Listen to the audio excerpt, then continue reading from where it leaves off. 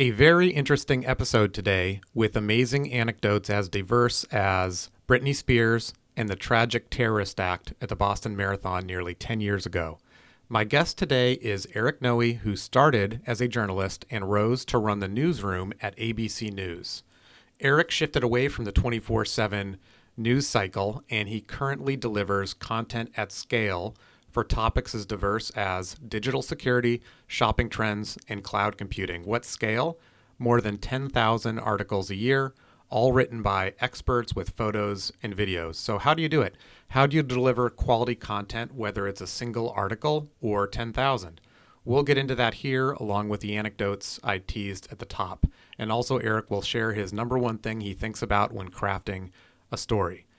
Eric's also a colleague running all content here at Centerfield. It's the third time I've had a colleague on this feed.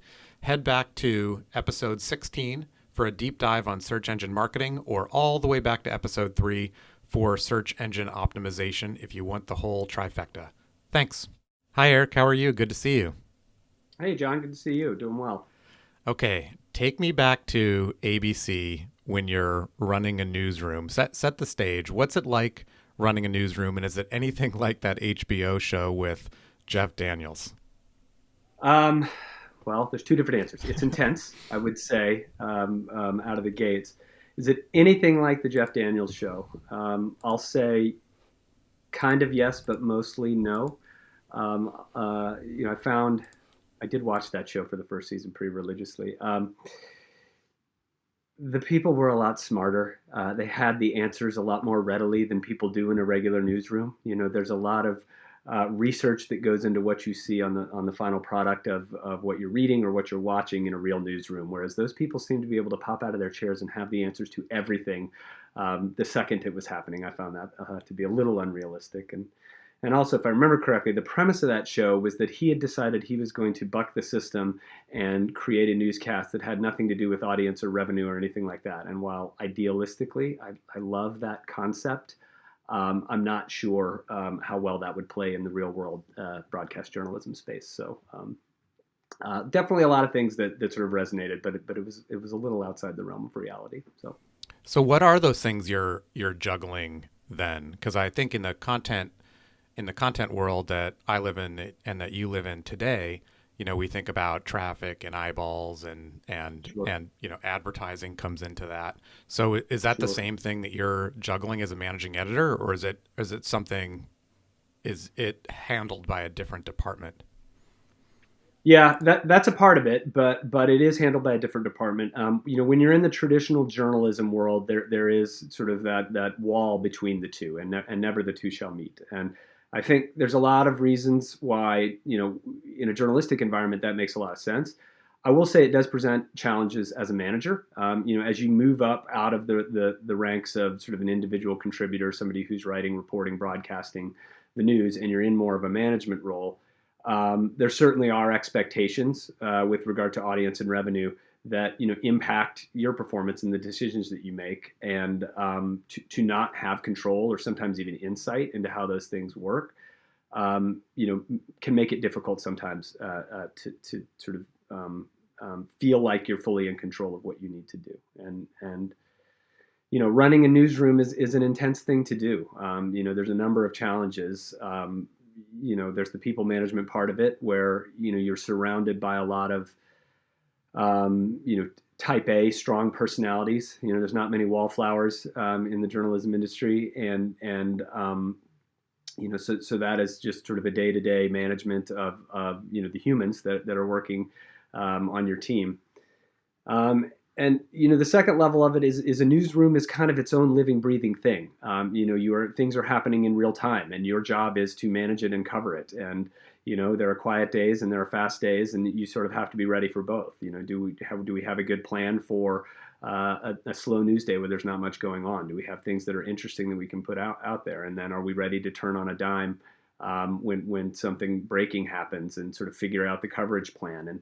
And there's a certain metabolism that sort of goes along with that when you're running it, you have to be really conscious of. Do we need to motivate people and get them out there? Or do we need to get everybody in line to cover this one big story? And those types of things are sort of always on your mind in that day-to-day management. So It's a lot to balance, but it's fun. Yeah, I bet. So things turning on a dime. Last week, some solemn news out of the UK. The Queen passed, as everybody knows. I'm curious, how much would you have already prepared? I mean, I wasn't aware that she was ill. Maybe I don't know. How much would it have been scrambling to write stuff versus stuff that you already had in the can? Yeah. So you have to exist in the logical part of your brain when you're running an operation like that. And the Queen's death, while sudden, obviously at the end, she was 96 years old. So um, that being the case, this would have been a death that we would have been prepared for in a lot of different ways. You pretty much have a roster of people after they get to a certain age that you're starting to consider. Hey, do we have assets in plate? Do we need to write something? Do we have some prepared video footage that would go with it? If not, is there some B-roll that we could cobble together and have some video assets in place to go as well? And you have kind of an obit archive that is sort of ready to go. When somebody as prominent as her, who gets to an advanced age, does pass, you'll at least have that baseline ready. There's inevitably follow-up stories. You talk about sort of the succession and Charles becoming the king, and what the royals are doing as they gather together that you want to cover in real time. But ideally, you have a number of assets in place and kind of ready to go for somebody who's older like that. You know, you're constantly preparing for that, but the truth is there's a lot of public figures in the world, and there's a lot of really famous people, and just when you think you've got them all sort of covered, Michael Jackson, for example, is a big enough star that you certainly will have some assets in place for him, and you're ready to go. And then a year later, somebody like James Gandolfini dies, and it completely catches you off guard, and you do have to scramble and put something together. So you can prep as much as you want, but there's always ones that catch you by surprise. Yeah, it's logical, it's planful, it's kind of amazing in that way. It also has to be kind of weird thinking about that, but it's part of the job. Speaking of weird, I'm morbidly curious. Maybe what's the weirdest story you ever remember covering, either you or your team? Oh man, there's so many weird ones through time. I can think about that balloon boy hoax from years ago. I'll say that the weirdest ones that stick out to me tend to always be sort of celebrity oriented. And for me personally, probably the weirdest ones were before I was getting a paycheck. I did an internship years ago with People Magazine, actually, in London, and did a lot of really cool stuff and met a lot of famous people. But a couple of them stand out that were particularly unusual. One was I spent an entire day on a shopping spree with Britney Spears and her team walking through the streets of London, um, about 5 feet away from her. However, she was People Magazine was not on good terms with Britney at the time because we had written an article about her recently that treated her as more of a celebrity and less of an artist. So they would not allow her to actually speak to me. So, sort of following her through the streets of London for hours, but not actually speaking to her, was a really difficult thing from a coverage standpoint. I will say I got one good scoop. She ducked into a fortune teller's storefront at one point, and I followed up after she left and asked the fortune teller if they would be comfortable passing along any of the information that they had. And it turned out this was while she was breaking up with Justin Timberlake, and she pulled out the exact tarot cards that she had read for Britney and gave me the lowdown on the future of her relationship with Justin Timberlake, which I thought was kind of funny. The folks at People loved it. It was kind of my big get for that job. And so, as weird as it was, it ended up being a good one for me. So That is an amazing story. Does that mean fortune tellers are unscrupulous? I don't know. Or listen, I can't speak to them generally. I can only speak to the one that I personally talked to, who was more than happy to share any and all detail that I was interested in. So you draw whatever conclusions you may from that. wow. Okay, I need another story. That one will be hard to top. So that was the weirdest, or one of the weirdest. What was one of the most intense, or maybe the most intense story you recall covering? Sure. Again, so many. You go through election cycles and things like that, and those are obviously huge stories where it's all hands on deck. One that stands out for me was somewhat for personal reasons as well. But the Boston Marathon bombing from, I guess it was what, 2013-ish, something like that. Might have been 14. That was a crazy news story, something that obviously is really tragic, completely takes everyone by surprise. You can't have any plan in place for that. What was crazy about that for me personally was I was the managing editor of ABC News Digital, and I happened to be out of town when it happened. I was flying back from San Francisco with my then girlfriend, now wife, when the bombing actually took place. We got the first sort of alerts internally about it while we were on the way to the airport to fly home, and flew back to New York, straight into the newsroom, and essentially was there in my seat for the rest of that week. And the crazy thing about that story is it was beginning, middle, and end all in 5 days. Wow. And sort of the little tidbits about the perpetrators who eventually did it, the two brothers, and where they were found and where they were caught, and the high-speed chase with police, and the many different angles of those types of things. It was one of those moments where super intense, all hands on deck, everybody contributing. As the leader of that group, you're sort of running this organism that's all in service of one thing. And it's very rare that you will have a story that starts on one day and fully wraps up on I guess it was 5 days later when they finally caught them in Boston. And it was probably one of the more 5 intense days of my life. The other thing that sticks out, from a performance standpoint, it was one of the first moments where we were really realizing that in the news world, people were getting their information from other areas like Twitter and those types of things, and there was a different type of competition that we were up against. And I would say, we were very proud of the fact that, amidst a lot of changing events and breaking news and different things happening, we didn't have to walk anything back. Our coverage was accurate. We were on top of it. We were working hand in hand with the folks at ESPN as well because it was a sports story. And, one of those crazy sleepless weeks in a really sad story that became a super intense sort of whodunit, then a sort of crime chase. Just so many elements and so much great work by my team that's probably the one that stands out as the most intense. Wow. That is truly amazing. It's kind of hard. Like, you're often stuck in news. How do you segue to a business topic after that? I guess maybe I can do it in a way saying, so actually before you ran the newsroom, you were obviously a journalist. You talked about Britney Spears. I guess that's journalism. Yeah. What did you learn from that in terms of I'm sure so many things, but just as you think about, you reflect on your career, what are some of the things that you can do in almost any job that you learn as a journalist? Yeah, there's a couple that really stick out. Early on in my career, I had an editor. I'd done a story that I was really proud of, and he had a lot of complimentary things to say out of as well. And then he said to me as I was walking out the door, really nice work today. Now go to work, go to bed, get a good night's sleep. And when you come back in, remember that nobody's going to care.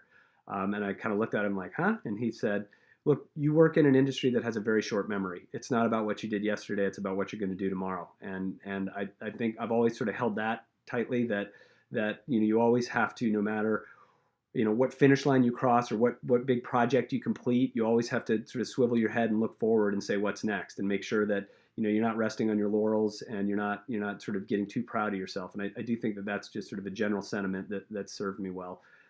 The other big thing is just flexibility. When you're working in a breaking news environment, you just have to be ready for anything. And the most well-defined plan might have to be scrapped at a moment's notice if something else happens. And you come in every day and saddle up at a news pitch meeting where you have 25 of those type A super intense personalities throwing things at you and arguing and wrestling for their story to make it to the top. And you're just on, and you have to sort through all of that and sort of make order out of chaos on an ongoing basis. And I do think that to this day serves me well. That there's never an event that you can't sort of stop yourself in and say, okay, well, what's the North Star here? What's the most linear way to get from point A to point B, and sort through that. And I think a lot of that came from working in that really intense news environment. Yeah, flexibility is massive, obviously, and always being hungry to do something great next. I know you personally, and you're also a manager and leader with a lot of empathy. How do you kind of manage urgency and empathy and type A? What are kind of your some of your tool belt tricks as a manager? Well, I'll get to that. I'll say interestingly, I'll say that was probably one of the elements of management that news did not prepare me as well for. I can only speak to the environments that I worked in, but they're very hierarchical. So when you're running it, people come to you with a question and you need to answer it, even if you're not sure. And you need to be definitive and you need to be direct, and they need to be able to take those marching orders and act them out. And I'll say some of that is just the nature of working in a really fluid environment, that having somebody who's very decisive is an important part of. You need a decision maker, and I think in that environment, in many ways, I think it serves the operation well.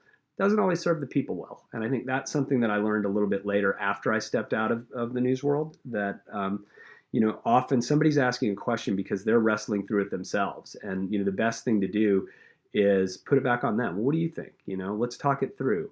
Let's let you problem solve on your own. It's not all up to me, because people really do want to feel a little bit more ownership over the work that they're doing. And that's something that, having come from the first portion of my career, a pretty straight traditional news environment, I didn't think about very much. And I think that in that way, I was lacking as a manager. I didn't allow people space to kind of problem solve on their own and take ownership over the things that they were doing. And it's something that I'm a lot more conscious of now, and I hope it's made me a stronger manager. I suppose that's up to the people that I work with to determine, but it's something that I'm really thoughtful of a lot right now, to make sure that people are thinking on their own and feel a sense of autonomy.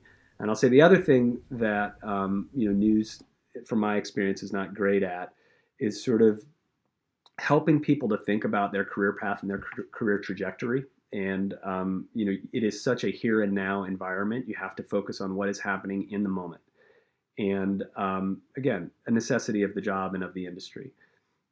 In working in more corporate environments over the last 5 or 6 years, I've become much more focused on having those conversations very openly with people and letting them know that I'm here to help them get to what they want, but also challenging them a little bit to think about it and to come to me with ideas about what they want to do. And the remarkable thing to me is, having not seen that in previous jobs, I didn't even know that you could manage that way. And people often felt frustrated and stymied, I think, in the news journalism world, because they weren't thinking about that. And I think that if you have a team who has those opportunities in front of them and who feels like they have managers behind them who are supporting them in what they want to do, not only today, but a year from now, 5 years from now, it's a better place to go to work. And I think it creates a much more positive environment. And I'll say I'm much more conscious of those environmental elements as well now than I was, in previous jobs. So true. And I can see how the newsroom prepared you for certain things, gave you an advantage, and in some cases, transitioning to corporate, it was probably a super surprise. What about your actual education? So you have a graduate degree in journalism in and of itself. Mine's in political science. It's like really bad for like 99% of things, but it really helps with critical thinking. How about Yeah. how about journalism? What do you feel like are the inherent advantages of a journalism degree in corporate world, and maybe some disadvantages? Yeah, I mean, I would say the biggest advantage is to have an inquisitive mind. You walk in every day as a journalist thinking, I need to figure out what's going on, and the best way to do that is ask the smartest, most knowledgeable people the best questions I can come up with. And to this day, there's many things that I don't know, and I'm not afraid to ask the questions. And if I don't know, I'm good at sort of identifying what I don't know, and then say, okay, who do I go to get the answers? And that's something that I use in my personal life as well as my professional life. But I think that journalism in general, but journalism school certainly prepares you for that. It's the fundamental principle on which journalism is based, and it's something that I think serves me well, on a daily basis. In terms of not as much, I will say that, like I said, I'll refer to the last answer that I had, that when you are working in an environment that is not so much about the here and now, there are a lot of other things that you need to take the temperature of, that you have to get up to speed on, that you're just not accustomed to. And that's something that some of it you learn by seeing and doing.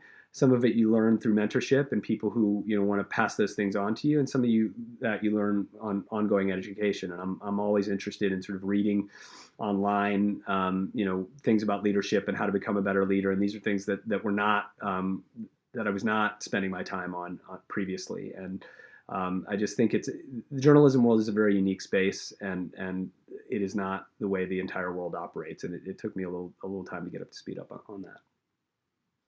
So, a lot of folks listening are on the marketing side. And, whether or not marketing, B2B, B2C, anything, most marketers want a journalist to write about them and write about their company, their product, their mission. Mm-hmm. And they have a Mm-hmm. PR agency that will help them do that. Mm-hmm. As someone sitting on the other side, whether it's a celebrity handler or company PR, that's kind of an open-ended question. But what do you think about the PR industry, and what tips might you have for a marketer, like in general, about approaching journalists?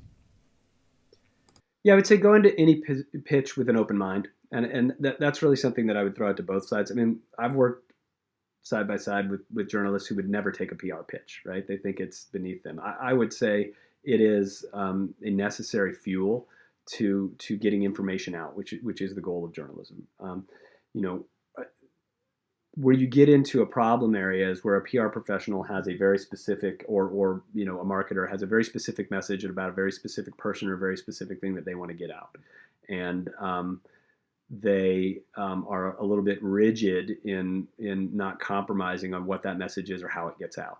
And I think the same problem comes from the journalism side, right? I mean, both have goals, both have needs, and the time it works best is when the PR professional can understand that a journalist might want to use a contact with a celebrity or somebody else for a way that's a little bit different than what they'd originally thought about, and figuring out how to compromise and get the best of both worlds. And I think too often um, there's stubbornness on both sides, and it leads to a non-collaborative type of dynamic that doesn't serve either side. I think that PR can be super helpful to journalists if they're willing to kind of understand that the needs of what this PR team is putting in front of you have to be represented in what you're doing. And the PR person to understand the needs of what the journalist has to get out of the story have to be represented in that final product. How can we work together and get it at the same time? And that those are the moments when I think that works best. Yeah, I think of it as like a value exchange, and when either party doesn't see it that way, then nothing positive comes out of it. I want to transition into content and content development in corporate life. Sure. I know you personally. You and your team generate thousands, tens of thousands of really amazing, high quality content with photos, with videos, etc. And I want to ask about your guiding principles, because whether you're a journalist writing your own story or running a large operation, there has to be this process that works. So take me through your guiding principles. Yeah, I would say the baseline level of it is sort of two things. This was kind of my mantra in the journalism world was always, what's your headline, right? There's a lot of research that goes into whatever you're seeing, in a journalistic product, right?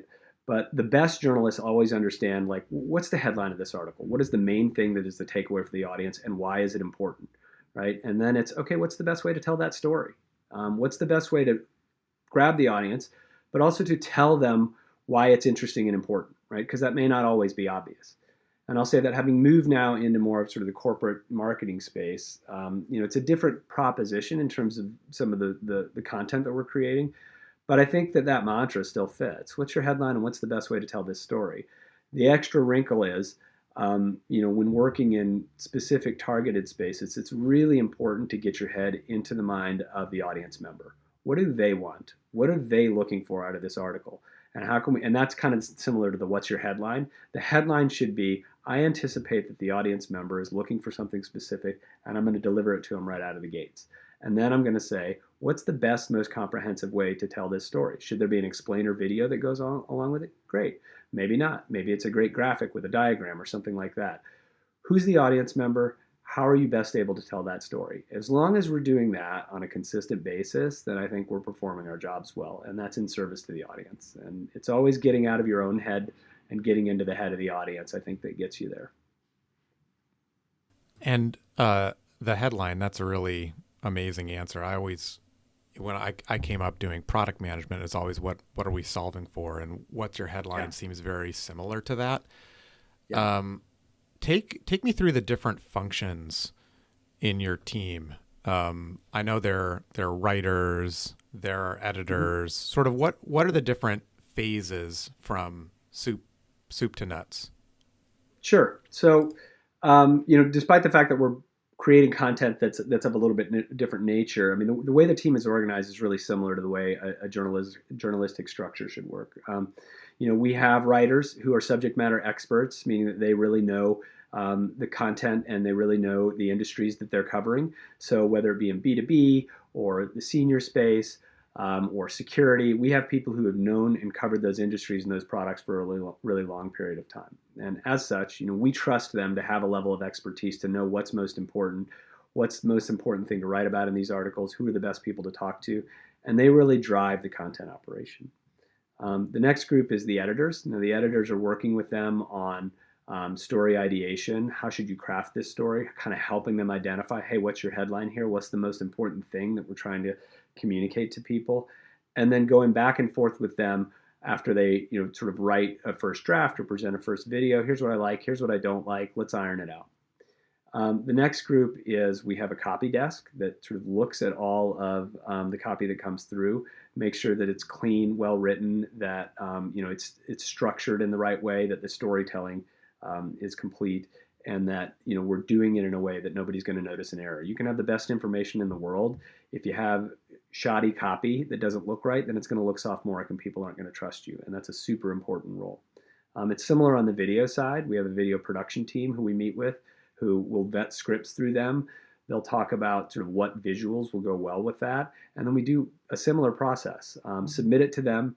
They put back a draft. If we have things that we feel like don't work well or something's not scripted right, we give feedback if we have to reshoot it. It's similar to the print editing process where there's a little bit of a back and forth and a feedback loop where you get the process, a final product that everybody's happy with.